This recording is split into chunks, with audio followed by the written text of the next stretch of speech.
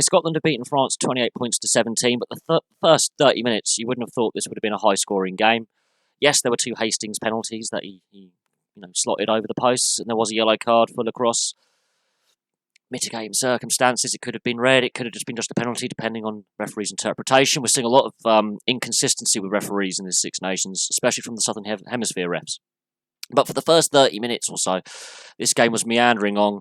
There was no real fluency in the game. France just a lot of handling errors. The scrum was very slow and lots of reset scrums, so no quick restart of play.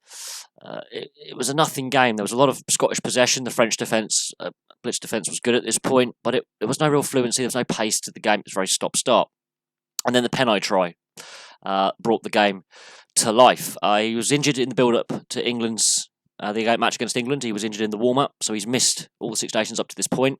But when Pennine gets the ball, he scores try, and Dupont, the scrum half, it's a brilliant crossfield kick. Yes, the French have suddenly got some possession, some momentum. They're keeping hold of the ball. But it's the crossfield kick that makes the try, and the finish is brilliant as well. They have an overlap, but if they pass it through the hands, Scotland can man up. That is a brilliant, brilliant try. It sparks the game into life. Not long after that, however, is that Harous red card. I think both sides were lucky not to have other players sent off for yellow cards for coming in after the whistle and the coming together, the fractious nature of the melee, as we'll call it, or the handbags. But Harous, he does punch Ritchie in the face. But there was a lot of finger pointing and gesticulation there, and that changes the game. France imploded after that point. Hastings slots a penalty, and then Maitland gets his first of two tries. It's 15 against 14 for the rest of the match. So Scotland go in 14-7 at half-time, but they're not guaranteed to win this game. They start the second half in the right way. Maitland gets his second try because of the extra space. And the French have got the numbers in defence. They just completely have got disorganised and, well, they've imploded. France have imploded. We were waiting for this to happen because they've been playing so well throughout the tournament. The penalty count had been high, but they absolutely imploded in this game. This is a game they were chasing rather than leading. They led for all of 4 minutes in this game. Every other game in the tournament, they've got the first score. They've been in front. They forced the opposition to chase. In this game, they're behind. They're facing adversity. Their starting fly half goes off injured very early on. They absolutely imploded. The penalty count is nearly as high as 20. It's something that for the last decade or so has hampered French rugby at international level. They completely reverted to type. They've been very, very good in this tournament up to this point, but they absolutely imploded. Now, Gilbert had a very good performance at fly half. Very good with the boot from the tee and from hand. He slots a penalty just to get some. They've had a lot of possession with 14 men, and they get that penalty. Then McAnally scores a very, very good try that seals it for Scotland. It's a very good try. The line-out had stopped working. The weather changed. The rain came in. The wind came in. But scrappy line-out. They win possession of the ball back, and he just runs up the short side, and it's a very, very good try in the corner. And Hastings had a good day with the boot as well. But the Olivan try right at the end, and this is where what I was surprised with the French. They finally clicked for the last 10 minutes. That McAnally try spurred France into life, and they clicked. France played well for about 12 minutes in this game. The Olivan try is a try that starts from nothing, really. It's an aimless kick downfield, and this is why I hate aimless kicking. And I hate it when the receiving player kicks the ball back. And thankfully, Ramos, the replacement fullback, runs it back. And they keep the ball in hand. They keep, quick breakdown, quick passing, pop passes, support runners. They were getting it right. And Olivan's try, he scored a lot of tries in this tournament. He's led by example. I think he's been one of the best French players throughout the tournament. I think he's the right choice to be captain because he leads by example. And that try caps off the best bit of play in the entire match.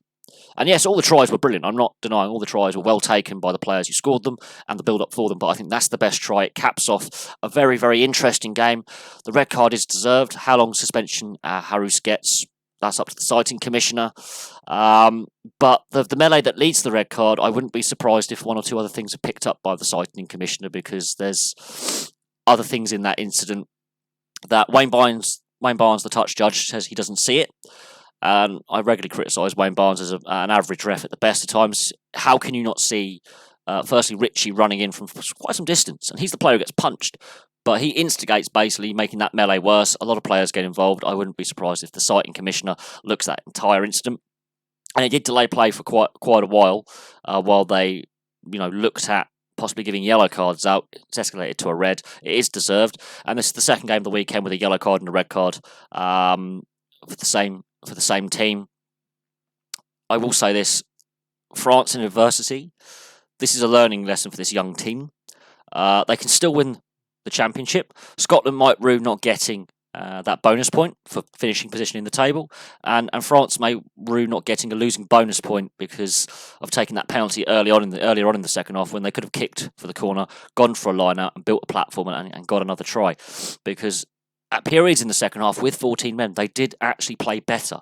It spurred them into life a little bit, but the 2 tries they conceded in the second half, they had also imploded, put themselves on the back foot, poor handling skills. They didn't really seem settled from the first kickoff. Has the pressure got to France? But they can still win the title. But I did say before the tournament started, in my preview for this tournament back on New Year's Eve, there would not be a Grand Slam. This has proven the case, because both sides rue not getting bonus points today. I'm going to leave that there. We'll see how France respond next week. We'll see how Scotland respond next week as well, because that was a brutal encounter. There were some very sore bodies on the pitch, and yesterday's game with England and Wales, there were some players who looked like they're done for the tournament injuries wise, and of course Harus is not going to be playing in the next game. Tuolangi, obviously, for England, is not going to be playing in the next game. And we don't know when the Italian games that have been cancelled are going to be rearranged and played. So Ireland, for example, could still win the title themselves. It all depends on when they can rearrange the postponed fixtures.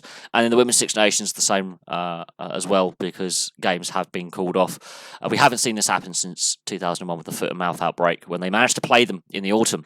So we'll see what the World Rugby and the Six Nations Organising Committee come up with the congested fixture calendar with international rugby. Do they play them in the summer? Do they play them in the autumn? Do they just decide they're classed as draws like they did in the World Cup when Italy and New Zealand couldn't play because of the typhoon? That's going to be interesting to see. But the final matches of the week of the Six Nations take place next Saturday. Thank you very much for watching. Please like and subscribe. Place your comments below, and I'll have some more videos for you very, very soon.